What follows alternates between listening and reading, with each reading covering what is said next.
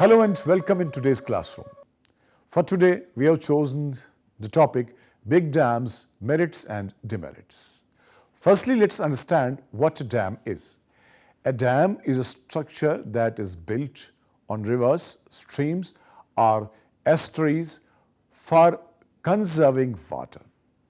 It directly helps to supply people with adequate water for consumption, industrial and irrigation purposes. A dam is a human-made structure that is primarily used to hold backwaters. Dams are constructed for many purposes, including reservoir creation, flood prevention, irrigation, and hydroelectric power. Today, there are almost 50,000 large dams in use worldwide. The United States has the second largest number of dams in the world at 5,500, and China has the most with a whopping 19,000. A large section of India's population suffers from a water crisis or management of water resources. To begin with, there is not enough clean water for drinking or irrigation purposes in many parts of the country. On the other hand, flash floods are also frequent in many regions.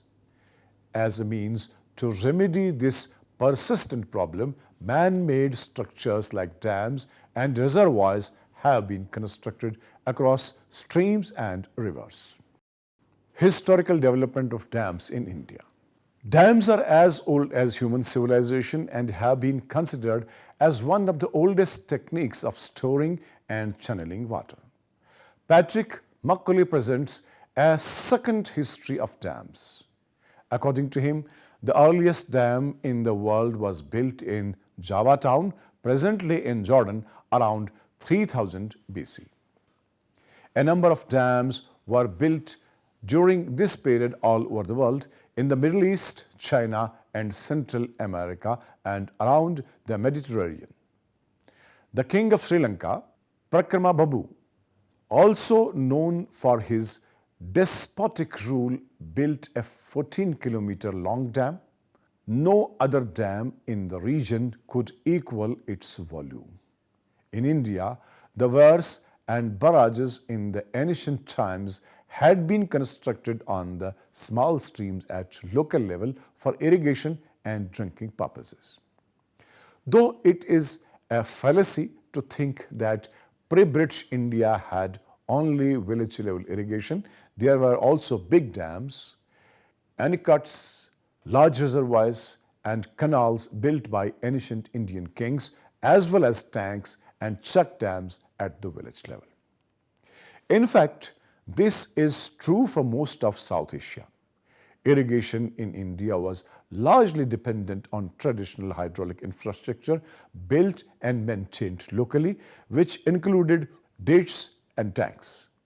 Given the local caste-based social setup, it was difficult for the state to intervene in local customs. For example, both the Mughals and the Marathas assessed tax on the basis of the ecological conditions of the region and climatic fluctuations. Local traditional elites were obliged by custom to regularly invest in public resources such as water. The integrated hydraulic system was closely interlinked to the massive Central Public Works project. Flood control, canal management, and local irrigation formed an integrated whole, and the collapse of one could lead to the collapse of the entire system. Local irrigation was therefore state-sponsored, with many of the wells and ditches built under the supervision of state officials. Clearly, the role of the state, however minimal, was crucial in establishing and maintaining a hydraulic system. Colonialism, however, played havoc with the local system of water management. Colonialism brought with it a stringent system of revenue assessment, which was unsympathetic to local social and political dynamics and to climatic fluctuations. Likewise, the priorities of the colonial government were markedly different from the previous rulers. In India, expenditure on public works took a back seat, with the British trying to consolidate its position after the bloody 1857 mutiny. The post-mutiny period was characterized by greater investiture in military installations and the railways. Of the expenditure that was set aside for irrigation, 90% was spent on major irrigation projects based in Punjab. The British were keen on encouraging commercial crops such as cotton, opium, sugarcane, and wheat. This interest in commercial agriculture was at the expense of subsistence-based agriculture, and the small farmers managed irrigation system of wells, tanks, small canals, and dams. Unlike the Mughals, the British did not subsidize construction of wells and tanks. Moreover, heavy land tax did not leave any surplus to invest in irrigation systems. The new revenue system of the British granted water rights with land titles, thereby legally legitimizing private appropriation of water resources. Those without water resources in their lands faced regular water shortage, especially during poor monsoons. Privatization of water and land cut into the local system of maintaining irrigation systems. Nonetheless, during the colonial period, the little attention has been paid because the British knew very little about irrigation as compared to the Indian. However, in the first half of the 19th century, they started paying attention to develop the irrigation system.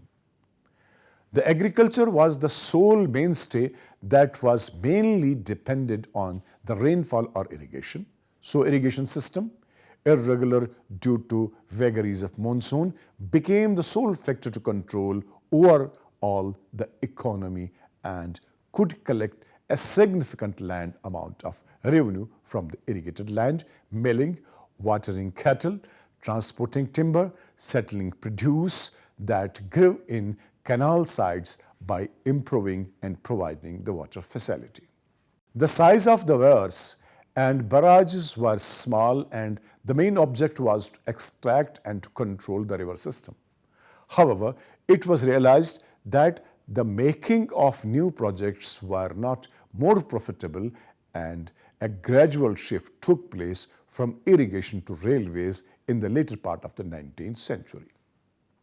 However, the advent of new technology and inventions reduced substantially the cost of construction of such dams, along with the British colonizer was to generate revenue and to control over the cropping patterns in India, so that the efforts had been directed to construct a permanent dam structure to reign over hydropolitics. The development in the hydroelectricity had taken place after the invention of the Francis wheel, that is the inward flow turbine, a dynamo that produced electric current by Michael Faraday in 1831, and discovery to pass the electric current through a copper cable by Schuckert in 1882. Thus, in British India, the first hydroelectricity at small scale which met the town's lighting requirements. After the success of this plant, a series of such plants had been set up in hill stations of Himalayas such as Srinagar, 1908, in Mussoorie, 1909, in Shimla, 1913, and in Nainital, 1922. Besides the Himalayan region, a 1,000 kilowatt capacity hydroelectric plant was installed at Kharteri Falls in the Nilgiri Hills to supply power to the Ordnance Department Kodite factory at nearby Aruvankadu. The construction of dams and reservoirs took a boon when the level of industrialization has increased in India after the recovery of First World War.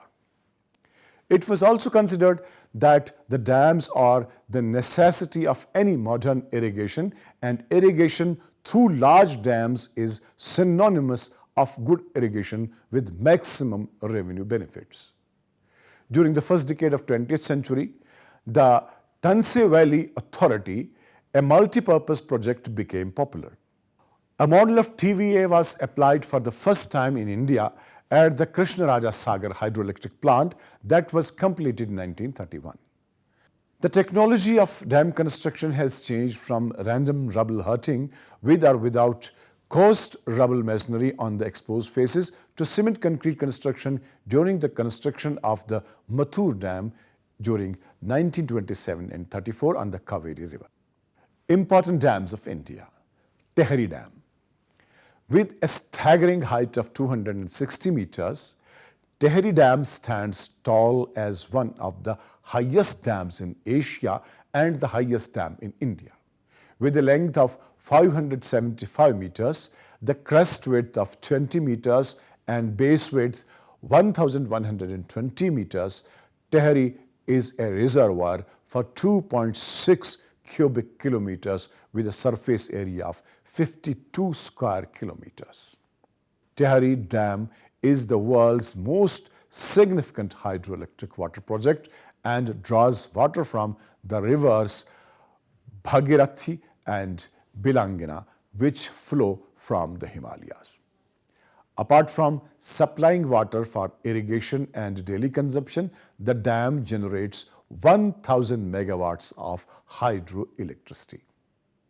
History of Tehri Dam. The thought germ from Tehri was conceived in 1961, and in 1978, the work to turn this dream into reality was undertaken. Despite the opposition the construction received due to possible environmental hazards and the postponing of development because of a shortage of funds, the dam was finally finished in 2006 with the help of USSR overcoming financial and economic obstacles. Bhakra Nangal Dam. Across the Satluj River, Bhakra Nangal, located in the Bilaspur district, is the largest dam in India. This gravity dam, with height of 225 meters, is the second largest dam in Asia. Bhakra Nangal's reservoir, which is called Gobind Sagar, can hold up to 9.34 billion cubic meters of water and is the third largest reservoir in India. The dam has 10 power generators on either side and protects the fields from any damages during monsoons. Sardar Sarovar Dam. Built on the Narmada River, the Sardar Sarovar Dam was a project started in 1979. The dam is the largest dam built on the river Narmada, aimed at providing drinking water, irrigation water and hydropower for the state of Gujarat. Given its innate beauty and tourist facilities, the dam has grown into a famous tourist destination. The Gujarat government also plans to set up solar panels in the Narmada Canal to generate solar power that would help the villagers of Gujarat. There is a guided tour facility here that shows you the 6 points to visit the dam. The points are the foundation stone laid by Jawaharlal Nehru, the garden, a lake where you can go for boating, the first log gate and trekking point for students who participate in nature camps, and fourth is Hirakud Dam. One of the longest dams in the world, Hirakud Dam is constructed on the Mahanadi River in Odisha.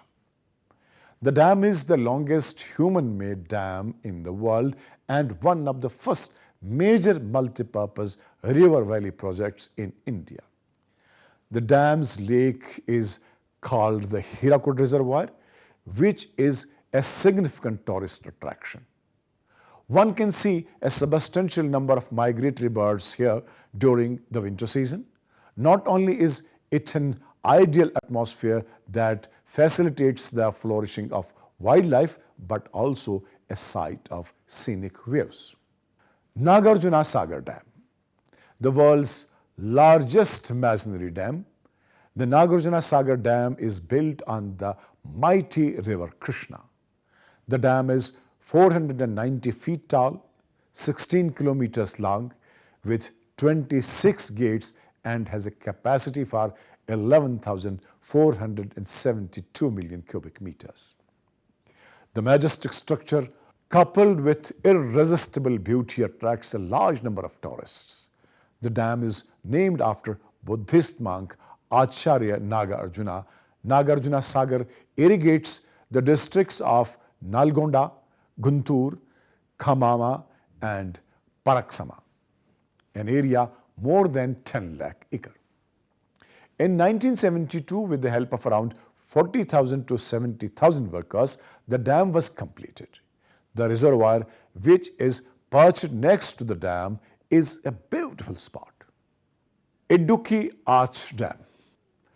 Idukki Arch Dam, an engineering marvel, is located in the South Indian state of Kerala. It is an arch dam with a double curvature and is built on river Periyar. Precisely, the dam is constructed in a gorge between two hills, Kuravathi and Kuravana. It is at the height of about 550 feet and is breathtaking sight in the otherwise rugged terrain. With this height, it is one of the highest arch dams in Asia. Merits of dams. Dams offer an array of economic, social and environmental benefits and are useful for most problems pertaining to water conservation and its crisis management. Water storage. Arguably, this is one of the primary uses of dams and reservoirs. The water stored in reservoirs helps to make up for water crisis in dry seasons. It also ensures the regular water supply for residential, industrial and agricultural consumption. Flood control. Undoubtedly, mitigating floods is a major importance of dams. Dams help to control the flow of floodwater by diverting its course towards other uses, storing the excess water or releasing it with caution. In turn, it helps to save lives and resulting displacement. Irrigation. One of the most significant merits of dams is the role they play in irrigation. Dams have helped farmers tackle the problem of watering crops significantly, which has resulted in a boost in crop production. Electricity production. Over the years, hydropower has emerged as an effective way of meeting the energy crisis in many regions of India. Also, being a clean source of energy, hydropower does not contribute to any kind of pollution. Tehri Dam, Sri Salyam Dam and Sardar Sarovar Dam are some of the top hydropower plants in India. Debris control. Besides mitigating floods, dams often prove useful in retaining detrimental sedimentation. In fact, they may also come in handy in preventing the disposition of hazardous material and subsequent contamination. Recreation. One of the benefits of dams is that they also provide recreational facilities to human beings. One can enjoy boating, skiing and fishing in the stagnant water. Maithan Dam and Bhakra Nangal Dam are popular among the tourists as recreational hubs. Demerits of dams. Irrespective of their array of benefits, dams have a significant share of disadvantages. Displacement of people during construction. Reservoirs often emit a high percentage of greenhouse gases, often disrupt local ecosystems. It disrupts the groundwater table, blocks progression of water to other countries, states or regions.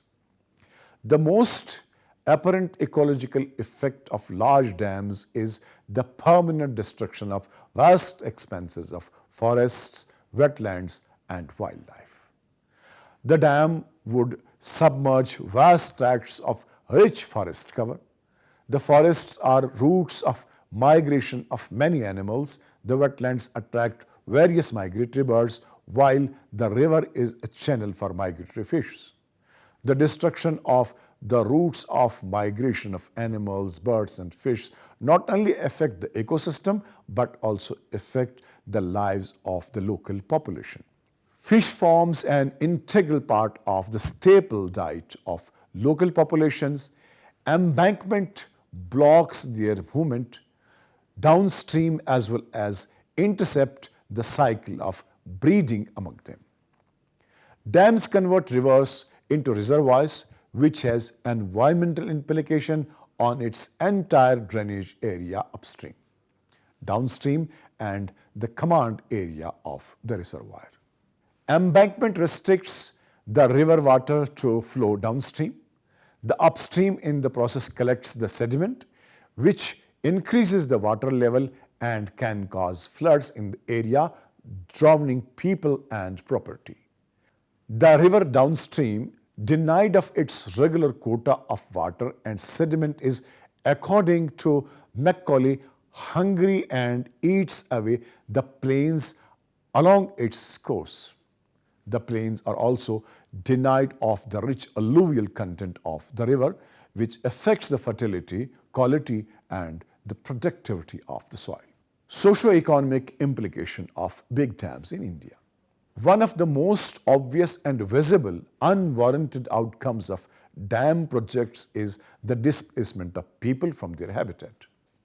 This means that not only the persons living in and around dam sites asked to vacate their homes and settle in other places, but also that they are expected to give up their land, their homes that they have nurtured all their lives and surroundings they have been familiar with, so that the dam could be built for the anonymous beneficiaries. The construction site is especially susceptible to infectious diseases such as malaria, tuberculosis and influenza. Besides the number of people that dam projects displace, it is noteworthy that majority of the persons who are displaced belong to the category of tribes or constitute the rural poor with marginal or no land, according to Scheduled Tribe and Scheduled Caste Commission report. Almost 40% of the displaced population belongs to the Scheduled Tribe category. The Sardar Sarovar Dam project in Gujarat, Keolkaro Dam project, Bali Mela project and the Makhunda Dam in Orissa are some of the better known instances where tribal rights to land and forests have been disregarded to fulfill the larger interests of the state and the general population. Society and environment. Large dams have evoked more resistance than approval. The construction of Hirakud was marked by 30,000 people comprising local politicians, bureaucrats and the people who were going to get evicted from the dam site taking to the streets. In 1946, Hirakud was in this sense a forerunner of protests against dams in other parts of the country. Even while these protests focused on specific projects, the arguments raised for and especially against dams have been very common. In the newly created tribal state of Jharkhand, there have been 13 large irrigation projects, 108 medium irrigation projects and 6,820 small water projects till date. Most of these projects have failed, some are incomplete and have been abandoned. Large dam projects, notably the Sobarna Rekha project and the Koel Karo project, faced tremendous resistance from the local tribal population. The Koel Karo project was commissioned despite the fact that it would have destroyed 200 tribal villages and submerged 45,000 hectares of arable land. The campaign that drew attention of the world to the politics of large dam construction and its harmful impact on the environment is the Narmada Bachao Andolan, or the movement to save the river Narmada. Narmada runs through the three states of India, that is Madhya Pradesh, Maharashtra and Gujarat. Worshipped as a holy river, Narmada is the lifeline of thousands of villages, and her importance is illustrated in the folk traditions of the region. The project was to submerge 13,744 hectares of forest land, 11,318 hectares of fertile agricultural land, and displaced over 100,000 people, mostly persons and families belonging to the category of scheduled tribes and the rural poor. The sheer magnitude and size of the project raised concern among concerned citizens and specialists. Alternative to big dams. Seeing the above-mentioned disadvantages conferred by big dams, we can conclude that dams are a great way for channelizing water to several uses, but not the best. Humans are not the only species on the earth. We coexist with other species, but with dams, we are intentionally or unintentionally destroying the natural regimes of other coexisting species. Thus, we need to search for an economically, socially, and environmentally feasible alternative to big dams for reducing their adverseness. Recycling, reuse of water. One of the ways of doing so is reusing or recycling the water. By recycling or reusing, we mean the process of sewage treatment. Sewage treatment plants can put the sewage or grey water into use again, and thus helping in meeting the water supply for non-potable purposes like industrial processes, irrigation, toilet purposes, and etc. Groundwater recharge. Groundwater recharge or deep drainage is the process of replenishing the groundwater level of an area during rains. When talking about sandy soil, it takes just 2 days for the water to percolate through the soil, and thus is the quickest way of replenishment. Reworking on the existing dams. Instead of constructing new dams, the authorities can focus on increasing the capacity, opening newer channels, and putting existing dams to several other features. And for sure, increasing the capacity of a dam is much cheaper than constructing a whole new dam. Flood management alternatives. Dams have a crucial role in flood management, but there are several other ways of flood management, such as reducing water runoff, riparian and in-river flood management, spreading the people and the threat, etc. Energy production alternatives. Dams also have a vital role in hydroelectricity production, but with the amount of adverseness it confers, we need to search for other alternatives to it. Some alternatives to reduce the damage caused by dams are efficient end use, the use of newer technologies like solar energy, thermal energy, and other resources of energy. So with this, we come to the conclusion and hope that you have understood the content fully.